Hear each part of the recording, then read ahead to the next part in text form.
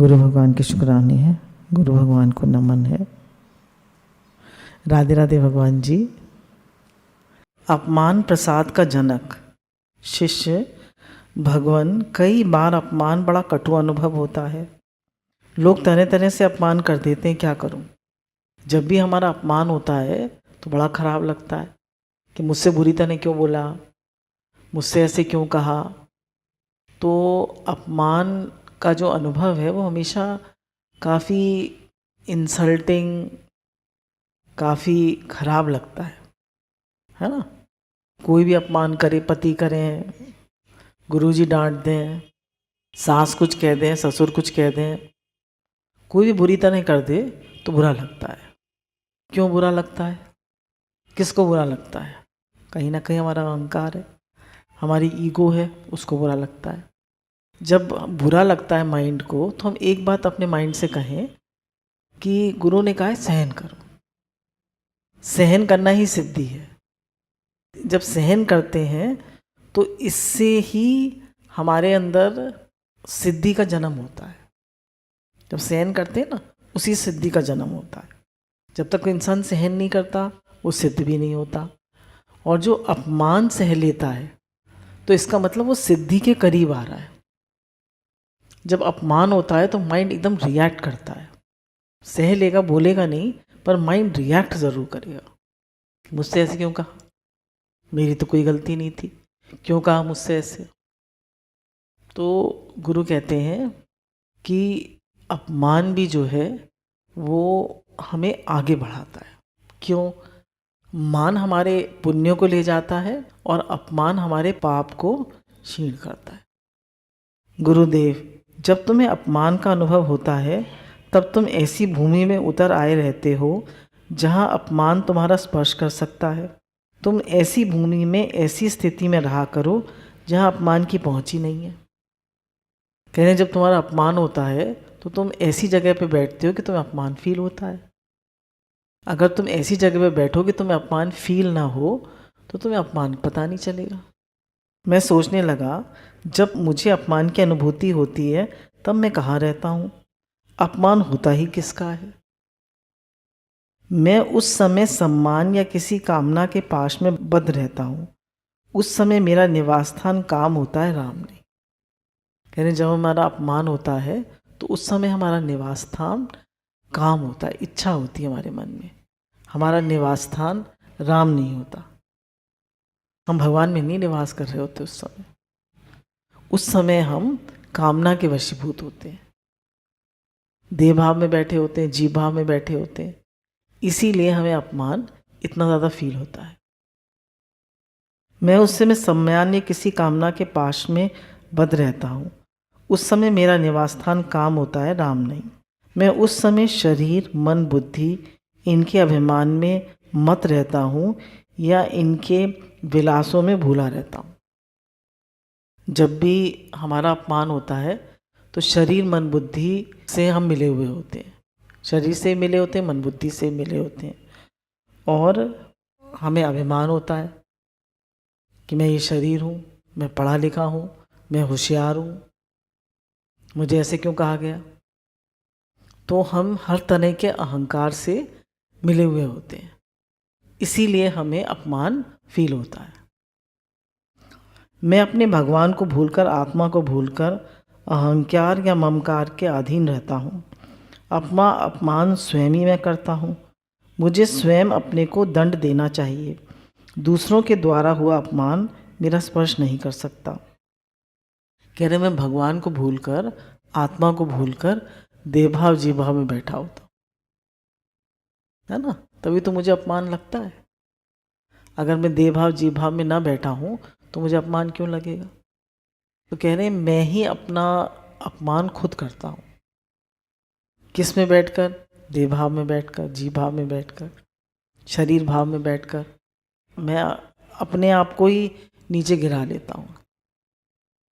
एक बार अखंडानंद जी जो थे, एक ट्रेन में जा रहे थे, तो वो एक ऐसे व्यक्ति के पास बैठे जो कि बड़ा जाट टाइप का था। तो सीट थोड़ी सी खाली थी, वो लेटा हुआ था। तो उन्होंने उसको लाते मारना शुरू कर दिया।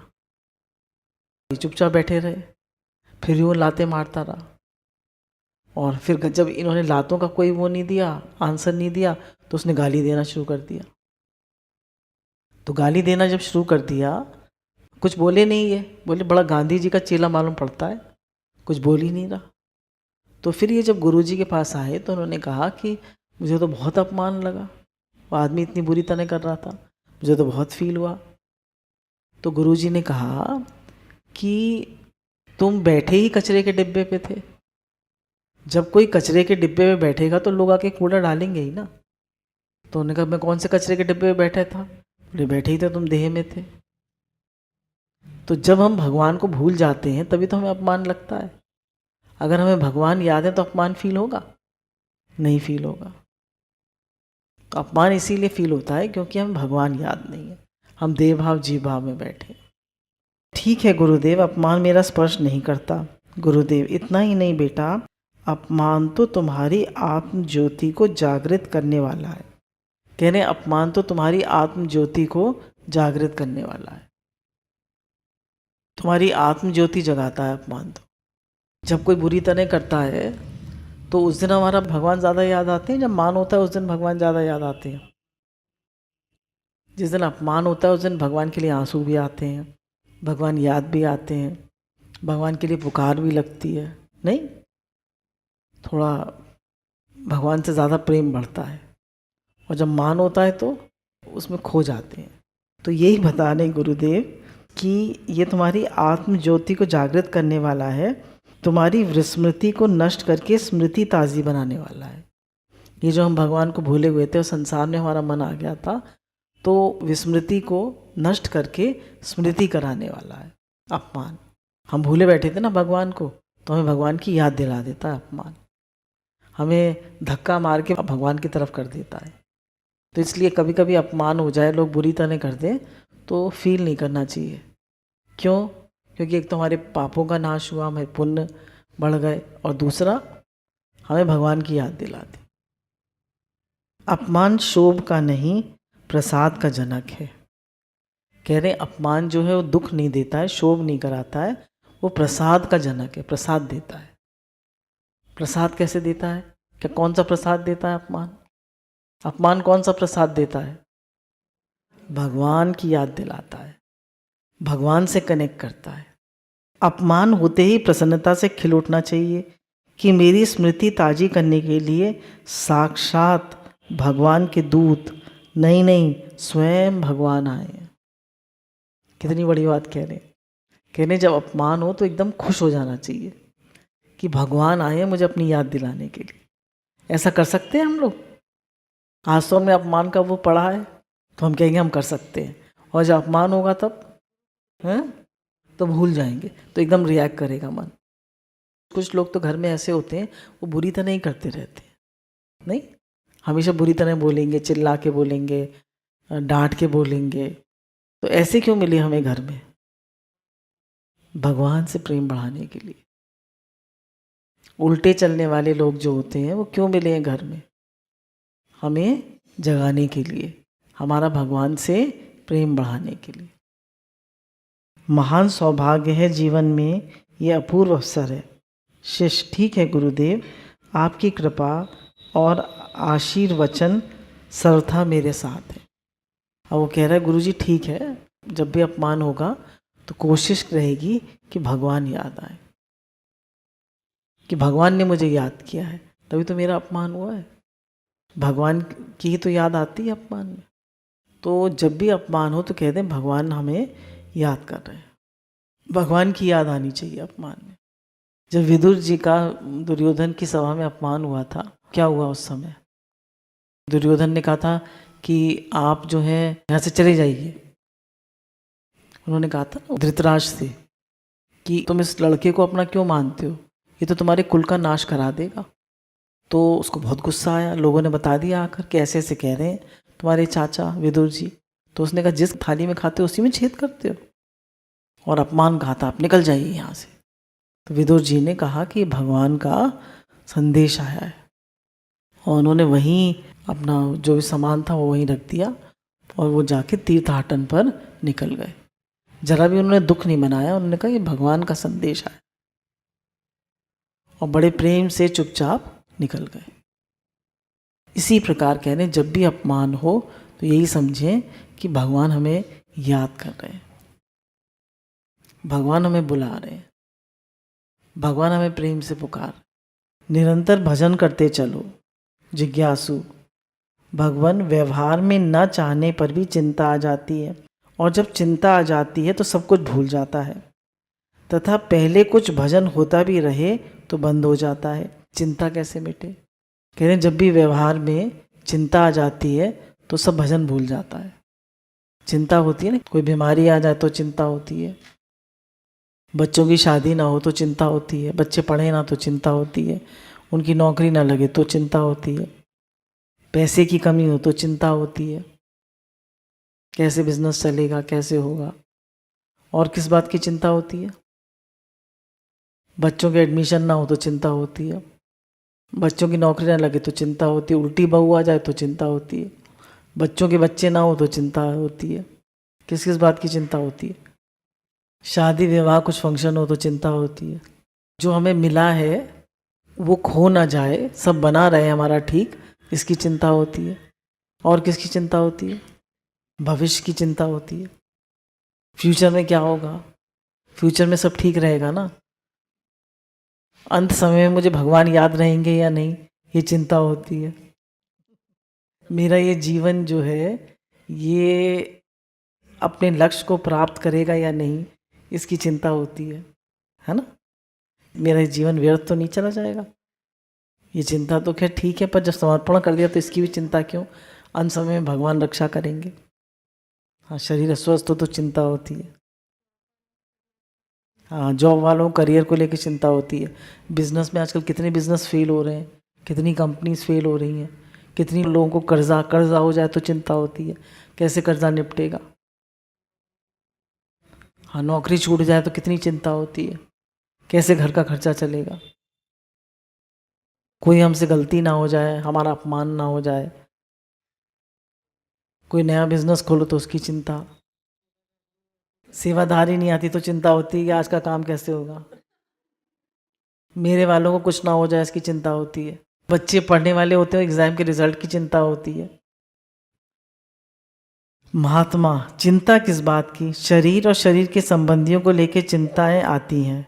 अमुक वस्तु मुझको चाहिए या मेरे कुटुंबियों को चाहिए, ये कैसे मिले, कहाँ मिले।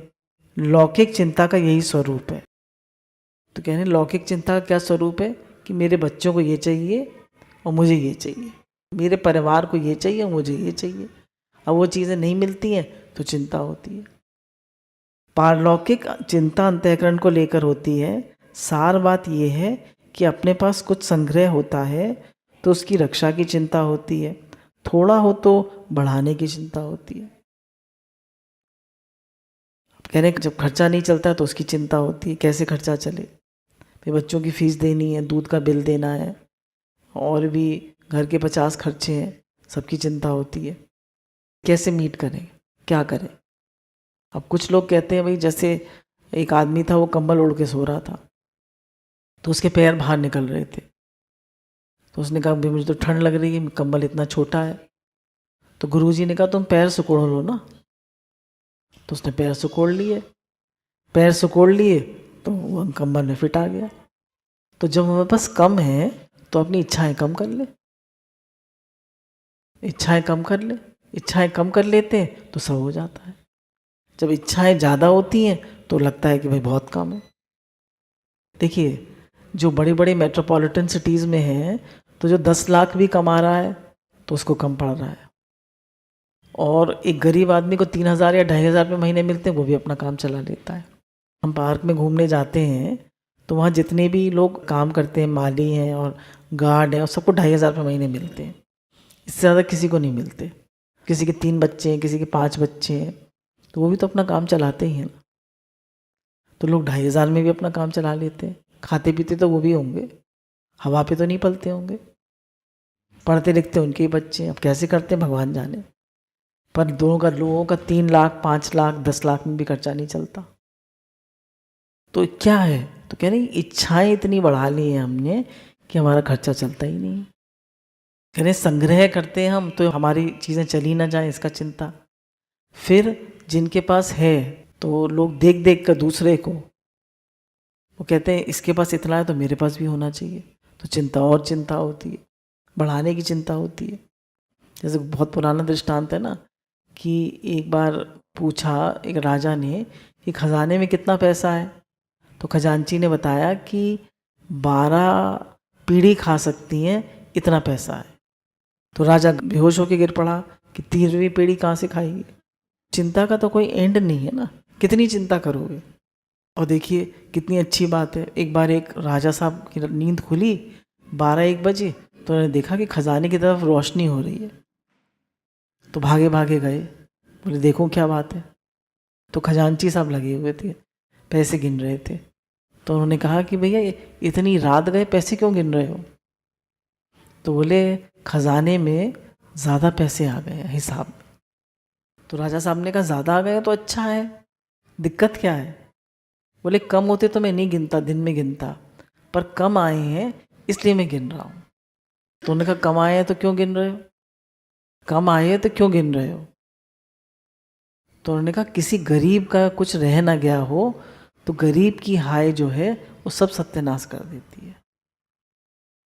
तो हमारे पास किसी का नहीं रह जाना चाहिए, हमसे कोई भले ही ले जाए, समझ रहे, हमारे पास किसी का नहीं रह जाना चाहिए।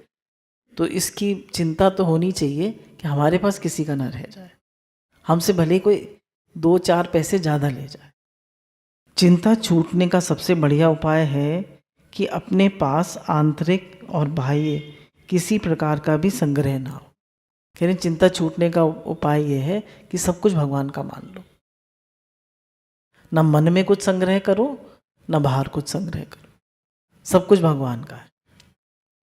घर भी भगवान का, बच्चे भगवान के, पैसा भी भगवान का, बिजनेस भी भगवान का, सब भगवान का, सब कुछ चलाने वाले भगवान है। मेरा तो कुछ है नहीं, मेरा कुछ नहीं है, तो सब भगवान चला रहे हैं, सब भगवान करा रहे हैं, तो मुझे किसी भी प्रकार की कोई चिंता नहीं। जब भगवान चलाने वाले हैं तो फिर चिंता छूट जाती है। ये तो चिंता कितनी तरह की चिंता होती है, उसे बताया। एक छोटी सी तकलीफ भी हो जाए तो कैसे होगा, क्या होगा, आदमी कितना डर जाता है। खाली कैंसर का नाम ही सुन लेता है तो कितना डर जाता है। और कितने संतों को कैंसर होता है, उन्हें कोई फर्क नहीं पड़ता, वो अपना आराम से रहते हैं। मन से किसी वस्तु को अपनी ना माने, चाहे शरीर के आसपास बहुत सी वस्तुएं रखी हो। कहने के पास भले ही कितना भी खजाना हो, पर मन से अपना कुछ ना माने कि मेरा कुछ नहीं, मेरा मुझ में कुछ नहीं, जो है सो तेरा, सब भगवान का है। कह रहे जब हम ऐसा मान लेते हैं सब भगवान का है तो चिंता नहीं होती है। जब अपना मानते हैं तो चिंता होती है।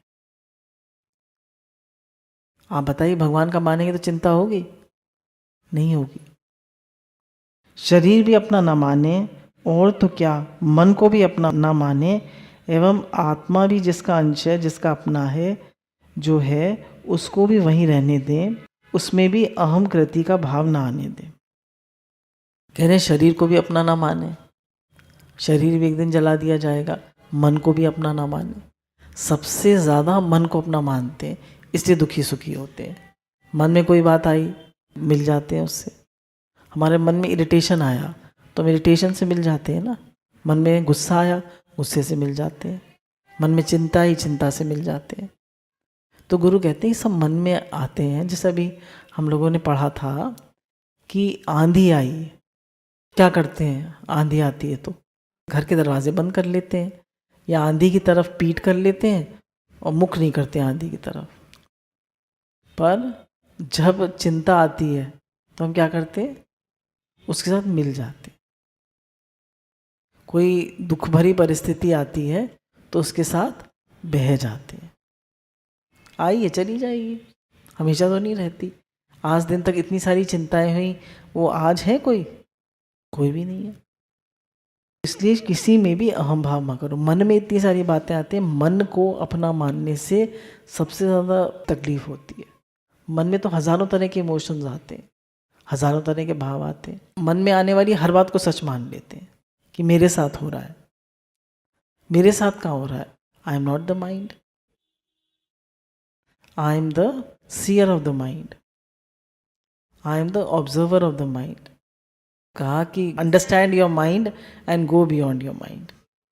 जैसे हमने अपने माइंड को समझा कि ये ऐसे रिएक्ट करता है माइंड, हम उसको समझा, अपने मन को हमने समझ लिया। हर आदमी की, अच्छा आप अपने मन के थॉट्स को लिखिए पेपर पे, जितने विचार आपके मन में आते हैं लिख के देखिएगा आप लोग। 1 हफ्ते तक सबका होमवर्क है कि क्या क्या विचार आते हैं, लिखेंगे तो आप देखेंगे कि वही 10, 15, 20 विचार हैं जो घूम फिर के आते रहते हैं, कोई नए विचार नहीं आते। तो माइंड की वो हैबिट है, वो उन्हीं विचारों में घूमता रहता है। वो अंडरस्टैंड योर माइंड, आपने माइंड को अंडरस्टैंड किया, समझा, अब क्या है, अब माइंड के बियॉन्ड चले जाइए कि मैं मतलब ये मन की प्रकृति है, मन का स्वभाव है। हर एक चीज़ की एक प्रकृति होती है, नेचर होती है। ये मन की नेचर है।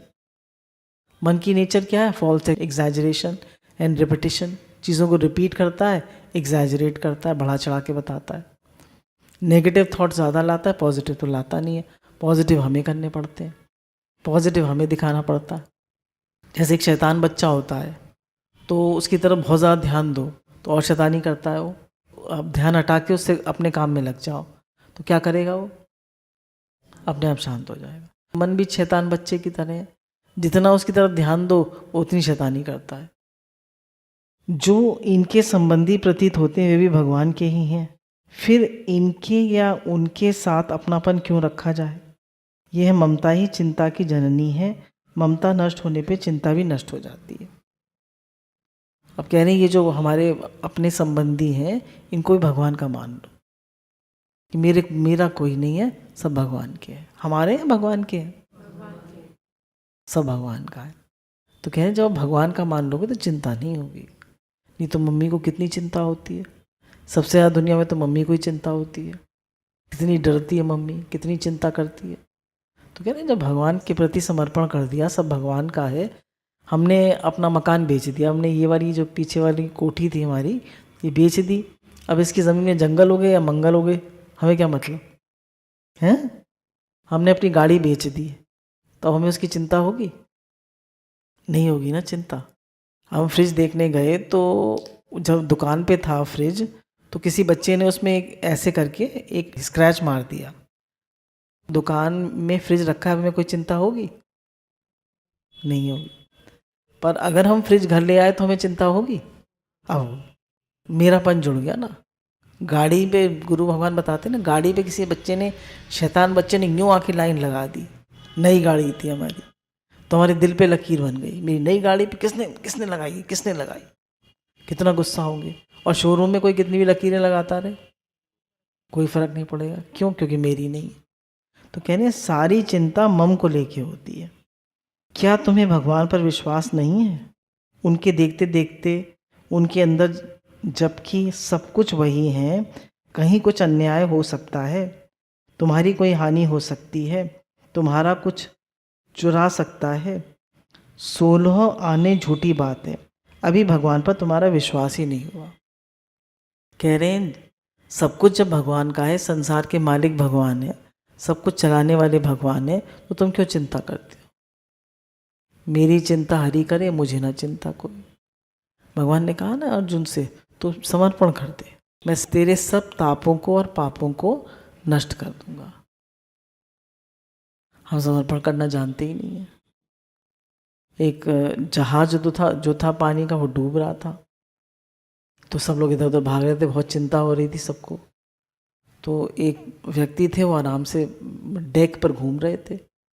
तो उनकी पत्नी ने कहा तुम्हें ही चिंता नहीं हो रही और सबको तो बहुत चिंता हो रही है। तो उन्होंने पिस्तौल निकाली और पत्नी के गले पे रख दी। बोली इस मुसीबत के टाइम में तुम्हें मजाक सूझ रही है? तमंचा निकाल लिया तुमने अपना, मैं तुम्हें मार दूंगा। बोली आप कैसे मार सकते हैं? मार ही नहीं सकते। बोले तुम्हें मुझ पर इतना विश्वास है? बोली हाँ। बोले कैसे विश्वास है? बोले तुम इतना प्रेम करते हो मुझसे, कैसे मार सकते हो? बोले भगवान नहीं करते प्रेम? करते ही नहीं करते हैं? करते, पर हमें कहाँ विश्वास है। तो कह रहे भगवान पर विश्वास नहीं है, इसीलिए चिंता करते हैं। क्या हम शरीर और शरीर के संबंधियों को इतना महत्व देते हैं कि उनके लिए भगवान का चिंतन भी छोड़ दिया जाए? ये सबसे इम्पोर्टेंट बात है। हम शरीर और शरीर के संबंधियों को इतना महत्व देते हैं कि उनके लिए हम भगवान का चिंतन भी छोड़ देते हैं। यदि ऐसी बात है तो समझना चाहिए कि अभी हमारी साधना प्रारंभ ही नहीं हुई। संबंधियों के लिए अगर हम भगवान का चिंतन छोड़ देते हैं तो कह रहे हैं इसका मतलब कि अभी हमारी साधना प्रारंभ ही नहीं हुई। अब बच्चों के एग्ज़ाम्स आ गए, अब बच्चों की पढ़ाई है, अब ये काम है, अब वो काम है, तो कह रहे हैं हमारी अभी साधना प्रारंभ ही नहीं हुई। अगर भगवान से ज़रा भी प्रेम होगा तो हम चिंतन नहीं छोड़ेंगे। साधना प्रारंभ होते ही भगवत स्मरण और भजन में रस आने लगता है और उसके सामने त्रिलोकी का राज भी तुच्छ हो जाता है। कह रहे हैं साधना शुरू होते ही भजन में रस आने लगता है और उसके सामने त्रिलोकी का राज भी तुच्छ जान पड़ता है। फिर चिंता किस बात की? निरंतर भजन करते चलो। कह निरंतर भजन करो, चिंता मत करो, क्योंकि भगवान सब संभाल करने वाले हैं। देखिए आपने देखा होगा कि किसी कॉलोनी में या किसी बाज़ार में एक ही दुकान में आग लगती है, सब में नहीं लगती। क्यों? किसी एक घर में शॉर्ट सर्किट हो जाता है, किसी एक घर में चोरी हो जाती है। क्यों? उसी का नुकसान होना था ना, उसी के प्रारंभ में लिखा हुआ था, उसी का हिसाब किताब था। तो ये सब डेस्टिन्ड है। और डेस्टिन्ड क्यों है? हमारे पूर्व जन्म के कर्मों के अनुसार। तो होनी तो हो की रहे, अनहोनी ना होए, तो फिर चिंता क्यों करें? समर्पण कर देना। और जब हम भजन करते हैं तो कोई घटना होती भी है तो असर बहुत कम होता है। और दूसरा, हमारा भजन करने से कितने पाप नष्ट हो जाते हैं, तो दुख बहुत कम हो जाता है, हल्का हो जाता है। जो दुख पहले पत्थर की लकीर की तरह होता है वो फिर रेत पे लकीर हो जाता है और फिर पानी पे लकीर हो जाता है। दुख बहुत हल्का होके भासता है। और जब ज्ञान नहीं होता, भगवान की स्मृति नहीं होती, भगवान की याद नहीं होती, तो कितना बड़ा दुख लगता है, बहुत बड़ा लगता है। कह रहे चिंता की कोई बात नहीं, चिंता नहीं करो। चिंता से चेहरा घटे, घटे बुद्धि और ज्ञान। चिंता है चिता समान। गुरु भगवान के अनंत अनंत शुक्राने।